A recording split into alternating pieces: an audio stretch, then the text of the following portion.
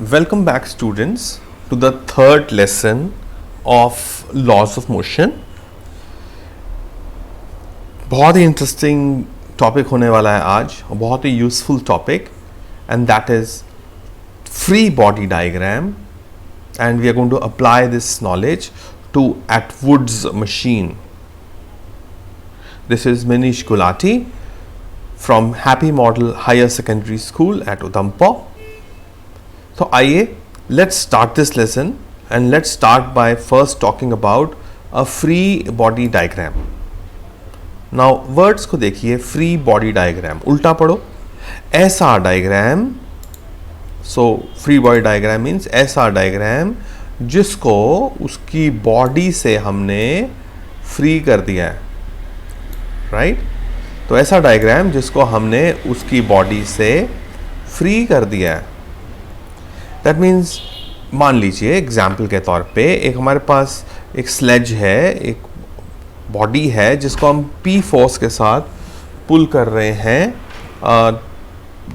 And making an angle of 30 degrees with the horizontal. तो ये है एक्चुअल डायग्राम जिसपे फोर्स P लग रहा है. अब इसी को हमने अगर फ्री बॉडी डायग्राम बनाना हो, और वो क्यों बनाते हैं? Because it helps us to solve problems and to do the physics of the body very easily. So free body diagram is a very important tool to do physics. तो हमने सबसे पहले क्या किया? We have replaced this body, 15 kg body, by a dot. ये जो dot है यही मास है. This is m and that's equal to 15 kg. अब हम क्या करते हैं, जितनी भी फोर्सेस लग रही है ना इस बॉडी के ऊपर, उसको हम इस बॉडी पे प्लॉट करते हैं. तो we are replacing the body by a dot. तो ये बॉडी जिसका मास m है 15 kg, उसको हमने रिप्लेस कर दिया बाय अ डॉट. तो आओ देखते हैं कौन कौन सी फोर्सेस लग रही हैं.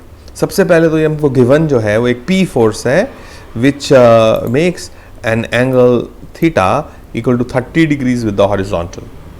इसके अलावा the force of gravity W, which will be equal to mg. Force of gravity mg acts vertically downwards, and the normal reaction n acts in the upward direction. Normal reaction मतलब जो ज़मीन है ये इसको ऊपर की तरफ पुश करती है, ये ज़मीन को नीचे पुश करता है, तो इस बॉडी पे एक ऊपर की तरफ फोर्स लगता है. That's called the normal reaction. That's step number 1. अब हम क्या कर सकते हैं, ये जो हमारा P फोर्स है इसको हम दो रेक्टेंगुलर कंपोनेंट्स में तोड़ सकते हैं. सो जो दो रेक्टेंगुलर कंपोनेंट्स इसके आएंगे, तो P वेक्टर, हमने वेक्टर्स में पढ़ा है ना आपको, कंपोनेंट्स ऑफ अ वेक्टर. तो एक कंपोनेंट आएगा along the x axis, that's Px, और एक कंपोनेंट आएगा along the y axis. And what is Px equal to? Px will be equal to, that will be P into cos, right? P cos, okay, let me write down 30 degrees. P cos 30 degrees. And what is Py? Py will be equal to P, and I have a sine 30 degrees. Okay. तो ये हमारे पास आ गया. इस तरह के diagram को हम बोलते हैं free body diagram, because the diagram, a new diagram has been made in which the body is not being shown, the body is being represented by a dot m, and all the forces acting on the body are being shown as if they are acting on this dot m. इसको use कैसे करते हैं, apply कैसे करते हैं, उसी के लिए हम अपना जो नेक्स्ट टॉपिक है वो पढ़ने जा रहे हैं, एटवुड्स मशीन. बच्चों, Atwood machine is just a technical name for a pulley. Pulley होती है ना, से गोल गोल घूम सकती है. इसके ऊपर से एक धागा आता है. एक मान लीजिए मास m1 हैंग कर रहा है इसके लेफ्ट साइड में, m2 हैंग कर रहा है राइट साइड में, और अगर m2 भारी है as compare to m1, so what will happen is m2 नीचे की तरफ एक्सेलरेट करेगा और m1 ऊपर की तरफ एक्सेलरेट करेगा with an acceleration a, right. इस सिस्टम को हम बोलते हैं Atwood's machine. Basically it's a pulley, so Atwood's machine को हम पुली भी बोल सकते हैं। We are going to use our understandings of free body diagram to solve the Atwood's machine और द पुली प्रॉब्लम। सो यहाँ पर इस डायग्राम में मैं एक पुली ले रहा हूँ और एक बड़ा मास m1, एक छोटा मास m2. So what will happen is the m1g acts vertically downwards. Let me, okay, right. तो मेरे पास ये मेरी एटवुड्स मशीन है। तो आप देखो क्या हुआ कि m1 एक बड़ा मास है, m2 छोटा मास है। अब ये जो धागा है जिसने इस पुली को पकड़ा है, there would be a tension T in the thread. Tension T जो है वो एक फोर्स ऑफ पुल है, इसको हम डबल एरो के साथ रिप्रेजेंट करते हैं। दैट मीन्स ये टेंशन जो है इस ब्लू मास को ऊपर की तरफ भी खींचती है और ये इस पुली को नीचे की तरफ भी खींचती है। इसी तरह से m2 ये धागा जो है इसको ऊपर की तरफ खींचता है और साथ साथ जो पुली है उसको नीचे की तरफ खींचता है। इसके ऊपर एक फोर्स ऑफ ग्रेविटी एक्ट करता है, that is m1g in the vertically downward direction. और इसी तरह से there is a force of gravity m2g acting in the vertically downward direction. अब हम क्या करेंगे, we are going to draw a free body diagram of this situation. तो हमने m1 को एक डॉट से रिप्लेस कर दिया, नाम लिखा उसका m1। हम देख सकते हैं इसको ऊपर की तरफ एक टेंशन T लग रही है और नीचे की तरफ एक फोर्स ऑफ ग्रेविटी m1g लग रहा है। And there is an acceleration a बच्चों इन द डाउनवर्ड डायरेक्शन, क्योंकि भारी चीज नीचे की तरफ जाती है, हल्की चीज ऊपर की तरफ आती है। धागा एक ही है इस पुली के ऊपर, तो जितनी टेंशन उसके लेफ्ट साइड में है उतनी टेंशन उसके राइट साइड में। तो tension is same in the thread on both the sides.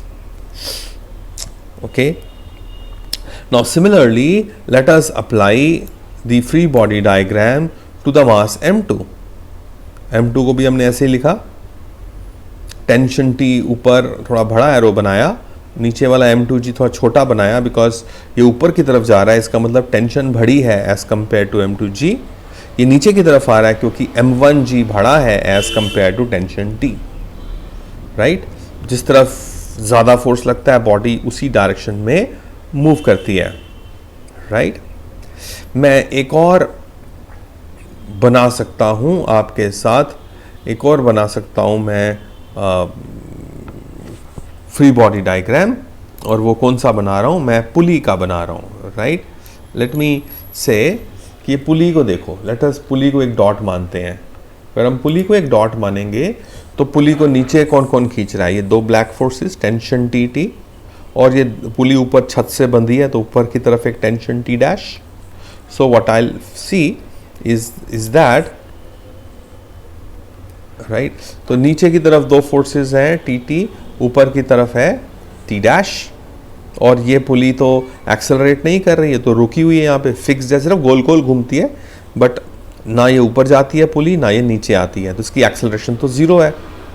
तो इसका मतलब ऊपर का force must be equal to नीचे का फोर्स। ऊपर की टेंशन है T डैश, नीचे है T plus T, that is 2T। So we can say the T dash कितना होगा, T dash will be equal to twice of T। ये फ्री बॉडी डायग्राम बनाना किसी भी सिचुएशन का is an important skill that every physics student should possess, and today is the day that we are teaching you how to create a free body diagram from a physical diagram.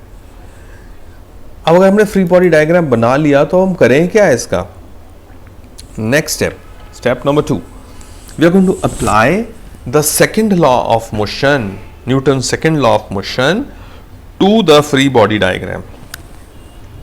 आइए, ये रहा हमारा free body diagram, m1 नीचे m1g ऊपर tension T और ये नीचे की तरफ आ रहा है। जिस डायरेक्शन में एक्सेलरेशन होती है, एज अ रूल उस साइन कन्वेंशन में हम एक्सेलरेशन की डायरेक्शन को प्लस ले लेते हैं।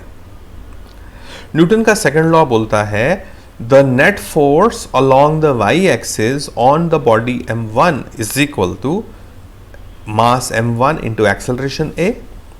यही सीखा था हमने पिछली क्लास में। जिन्होंने वो सेकंड क्लास नहीं पढ़ी है, lesson number 2 physics made super easy is the channel name on YouTube of physics of Manish Gulati. So the net force along the y-axis on the body of mass m1 that is m1a. तो net force मतलब दो forces हैं यहाँ पे, एक है m1g जिसको मैंने प्लस लिया क्योंकि नीचे की सब चीज़ों को मैं प्लस ले रहा हूँ, ऊपर वालों को माइनस, प्लस ऊपर जो फोर्स है उसको साइन कन्वेंशन में क्या लेंगे, minus T is equal to m1a। क्या बनेगा ये, big force minus small force, big है m1g minus tension is equal to m1a। That's my equation number 1। हमको क्या क्या नहीं मालूम इस क्वेश्चन में। हमको बच्चों इस क्वेश्चन में ये नहीं मालूम कि इस धागे में टेंशन कितना है और इसका एक्सेलरेशन कितना है, इसी को तो ढूंढना है हमने।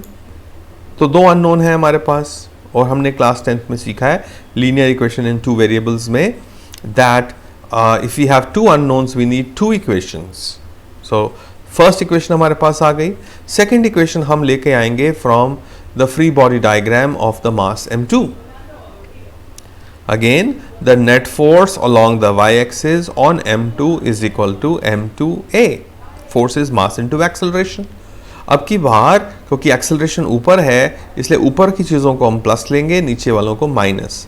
तो जो हमने साइन कन्वेंशन फर्स्ट के लिए यूज़ किया उसको हम चेंज कर सकते हैं सेकंड में। हमने यही कोशिश करनी है जिस डायरेक्शन में एक्सेलरेशन है उस डायरेक्शन को हम प्लस लेते हैं। तो अब देखो t प्लस हो जाएगा और m2g हमारा माइनस, तो I will get t minus m2g is equal to m2a। That's my equation number 2। तो आप a भी नहीं मालूम, t भी नहीं मालूम, कोई बात नहीं, दो इक्वेशंस है हमारे पास। Now we can use elimination method, 10th वाला एलिमिनेशन मेथड। देखो यहाँ पर माइनस टी है, यहाँ पर प्लस टी है। If I add equation number 1 and 2 what I will gate is that ये वाला tension, right, so what I will have is ये वाला टेंशन ये इसके साथ कैंसिल हो जाएगा, राइट, टेंशन टेंशन कैंसिल हो जाएगा, बचेगा क्या, m1g minus m2g, m1g minus m2g और राइट हैंड साइड में m1a plus m2a। So I can take g as common and a as common. I will get m1 minus m2g is equal to m1 plus m2 into a. अब g तो पता है हमको, acceleration due to gravity 10 metre पर second square या 9.81 metre पर second square. Entrance में हम 10 ही लेते हैं, जल्दी से सॉल्व हो जाता है, 10 से मल्टीप्लाई करना डिवाइड करना आसान होता है। So acceleration, therefore the acceleration is how much? The acceleration is cross multiplying m1 minus m2 upon m1 plus m2 into g. That is big mass, है ना। बड़ा कौन था, बड़ा था हमारा m1, छोटा था m2। So we get big mass, याद कैसे रख सकते हैं इसको, big mass minus small mass upon total mass into g, है ना। इस इक्वेशन को याद रखने का ढंग, that we have a big mass, बड़ा वाला heavier mass minus lighter mass upon total mass into g, that is the value of acceleration. Equation number 3, या समझ आया आपको? I would like you to pause the video and note down so much. कैसे किया हमने इसको note ज़रूर करें, सुनना लिखना दोनों इम्पॉर्टेंट है, बिकॉज नोट्स भी बनेंगे। ऐसे मैं नोट्स आपको प्रिंटेड भेजता हूँ तो वो आप वहाँ से कॉपी करते हैं, उससे ज़्यादा अच्छा होता है कि समझ के अपने आप कॉपी पे साथ साथ नोट करना इज़ बेटर, बिकॉज आप सुनते हैं, समझते हैं और साथ साथ लिखते हैं। नाउ टेंशन ढूंढना चाहता हूँ, टी ढूंढना चाहता हूँ। So what I do is, मेरे पास इक्वेशन नंबर 3 आ चुकी है, ये acceleration. Let me put equation number 3 in equation number 1। तो a की वैल्यू डाल देता हूँ, तो t रह जाएगा अननोन। ऐसे ही करते थे एलिमिनेशन मेथड में। Put equation number 3 in 1, so I will get m1g minus t is equal to m1 into a की जगह मैंने डाल दिया ये big mass minus small mass upon total mass into g। तो टेंशन को मैं ले आता हूँ राइट हैंड साइड में और इस पूरे को मैं ले जाता हूँ उधर, तो I get m1g minus m1 into this factor is equal to tension. m1g इसके पास भी है, m1g इसके पास भी है, कॉमन ले लेते हैं m1g, क्या बचा 1 माइनस दिस, ब्रैकेट ओपन करते हैं या एलसीएम लेते हैं पहले, m1 प्लस m2 एलसीएम, ऊपर आएगा m1 प्लस m2, इस ब्रैकेट को ओपन करते हैं, minus m1 and this minus into minus will be plus, right. So देखो ये वाला माइनस इंटू ये वाला minus will be plus, and that is why this plus is here.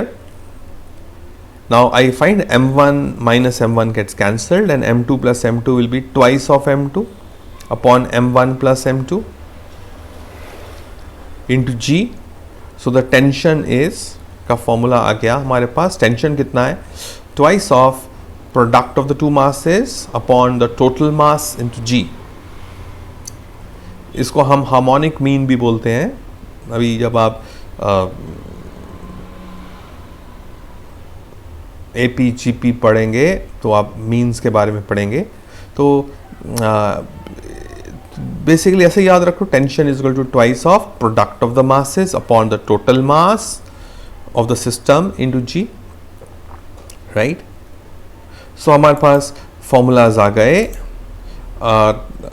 Tension के और एक्सेलरेशन के, ठीक है। प्लीज़ नोट करें आप अपने टेंशन को, एक्सप्रेशन को मैंने कैसे लेके आया, रिवाइंड करें, देखें, सब्स्टिट्यूट करें, आप खुद नोट्स बनाएंगे, you will benefit much more than just copying from my printed notes, okay.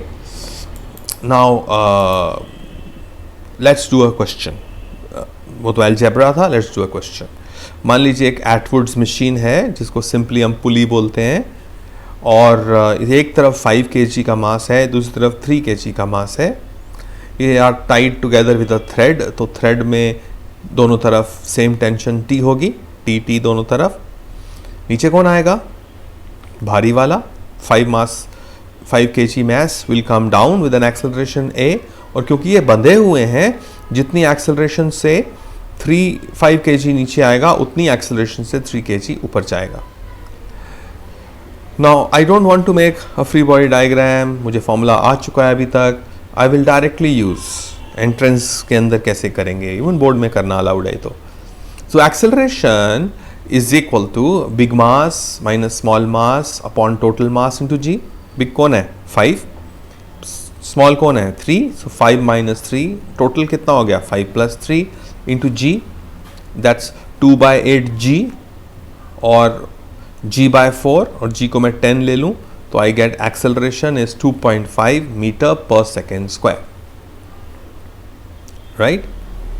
So acceleration कितना होगा इस सिस्टम का, विल बी 2.5 मीटर पर second square. B part of the question says what is the tension in the pulley. Tension का formula अभी किया हमने आपके साथ, twice of product of masses upon total mass into g. आइए डालते हैं, 2 into 5 into 3 upon 5 plus 3 is 8 into 10, जी को 10 लिया, 2 4s are 8 and 5 3s are 15, and इसको काटता हूँ तो 2 और ये 5, 15 5s are 75 by 2, and that is 37.5 Newton, right, that's 37.5 Newton। Tension भी ढूंढ लिया। Now third part of the question is what is the tension in the पुली। ये पुली के ऊपर ये टेंशन T डैश कितनी है। अगर मैं फ्री बॉडी डायग्राम बनाऊं पुली का, तो नीचे भी T लग रहा है, नीचे भी दो तरफ T लग रहा है, ऊपर T डैश, और ये एक्सेलरेट तो नहीं कर रहा, इसका मतलब ऊपर का force must be equal to नीचे का फोर्स। ऊपर T डैश है, नीचे T plus T 2T, but T तो हमने ढूंढ लिया 37.5, so twice of 37.5 will be 75 Newton, तो हमने तीन चीज़ें ढूंढी, हमने एक्सेलरेशन ऑफ द सिस्टम ढूंढा, हमने टेंशन इन द थ्रेड ढूंढा और हमने tension in the pulley T dash determine किया। समझ आया numerical? Very important numerical for class 11th। तो प्लीज गिव अ पॉज अगर समझ लिया आपने, and draw the diagram, note down, draw colourful diagrams, find acceleration, tension and tension in the pulley. That's the question. एक बार complete करो तभी आगे जाना, तब तक वीडियो को आप प्लीज पॉज करें। Right now before I yes so one more thing we are going to talk about is motion on an inclined plane. motion on an inclined plane, मान लीजिए कि इंक्लाइंड प्लेन है। Inclined plane क्या होता है? एक slope, एक slope is a inclined plane having an angle of inclination theta. मान लो आप अपनी कॉपी है उसको थोड़ा सा से टिल्ट करते हो, एक तरफ आप उसको टेबल पे रखते हो, थोड़ा सा टेढ़ा करते हो, उसके ऊपर आप कुछ कोई रबर रखते हो, आहिस्ता आहिस्ता उसको बढ़ाते जाओ, थीटा को बढ़ाते जाओ, एक पॉइंट आएगा ये नीचे की तरफ स्लिप करना स्टार्ट कर देगा, राइट? तो एक बॉडी है जिसका मास m है। तो इंक्लाइंड प्लेन में कितनी एक्सेलरेशन होती है डाउन द प्लेन, ये हम करना चाहते हैं, right? So what I do is, मैंने एक बॉडी रखी m, पहले फोर्सेस बनाएंगे। तो सबसे पहले फोर्स ऑफ ग्रेविटी mg, ये ब्लू वेक्टर नीचे की तरफ लगेगा, राइट? एंड एक नॉर्मल रिएक्शन, नॉर्मल हमेशा सरफेस के परपेंडिकुलर होता है, सो दिस एंगल इज 90। ये एंगल थीटा है, तो आई कैन शो दैट अगर ये एंगल थीटा है तो फिर ये वाला एंगल जो है वो भी थीटा ही होगा ना। तो ये वाला एंगल की मैं बात कर रहा हूँ, this angle will also be theta. अगर ये थीटा है तो ये वाला एंगल थीटा होगा। अब मैं mg के दो टुकड़े कर सकता हूँ, I can divide mg into two parts, एक थीटा के अलोंग इधर that is mg cos theta, और एक थीटा के perpendicular that is mg sin theta. तो बेसिकली क्या हुआ, ये वाला mg हमारा, ये वाला जो mg है वो हमारा भाग गया, हमने उसके दो टुकड़े कर दिए, है ना? mg के मैंने दो टुकड़े कर दिए, एक mg cos थीटा और एक mg sin थीटा, है ना? ऐसी था ये, देखो ये mg था, mg के हमने दो टुकड़े किए, राइट? एक mg cos थीटा और एक mg sin theta. Okay, now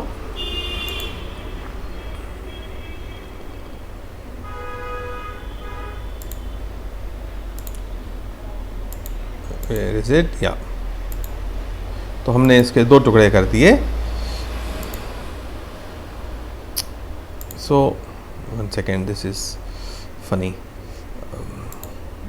All right. Now mg cos theta क्या कर रहा है यहाँ पे?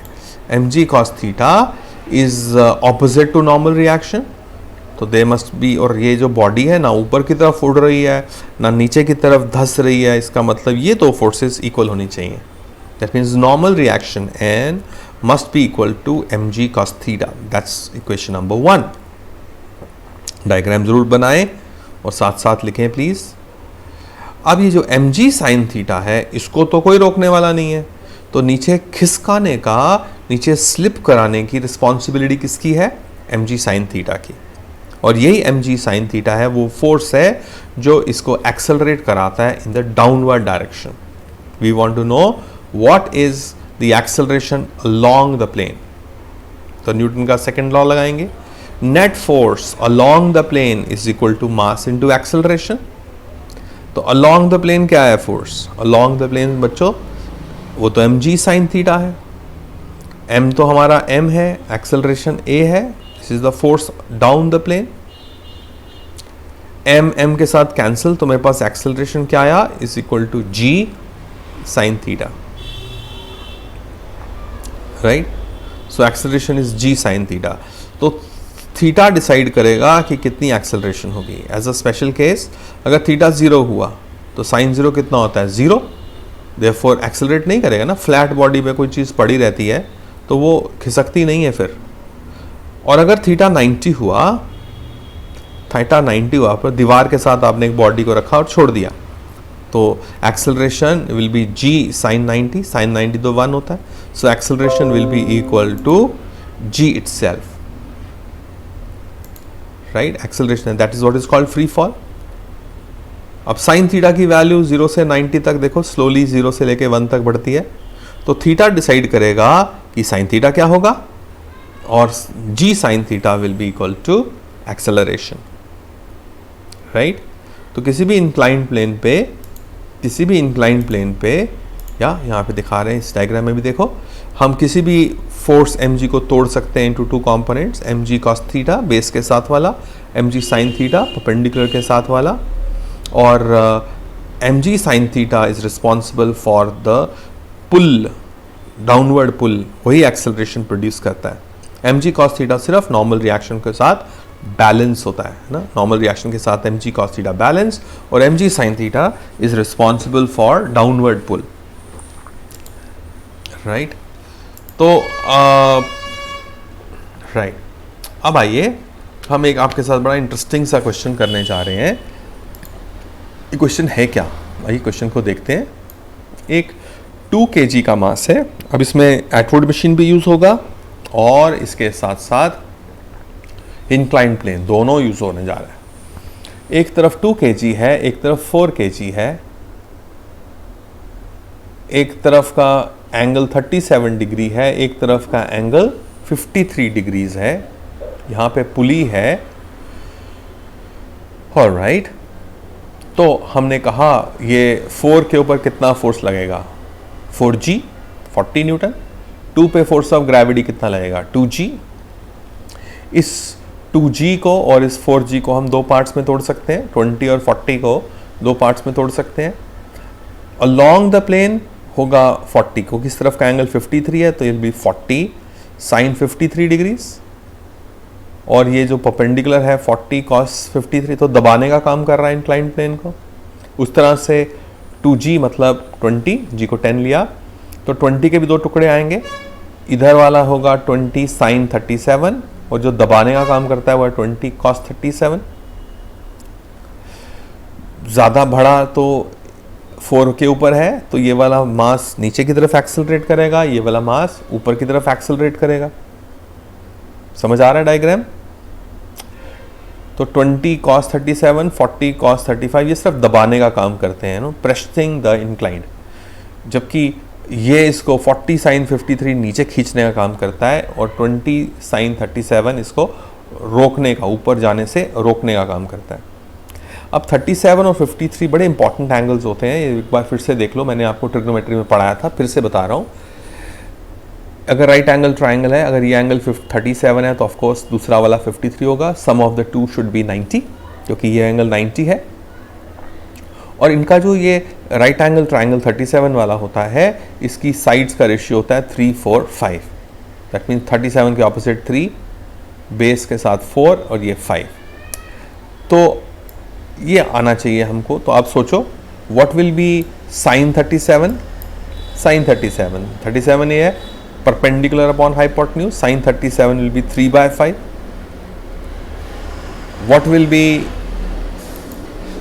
be so that will be 3/5, so 20 into 3/5, 20 into 3/5 that will become 12 Newton. तो ये वाला फोर्स 12 न्यूटन है।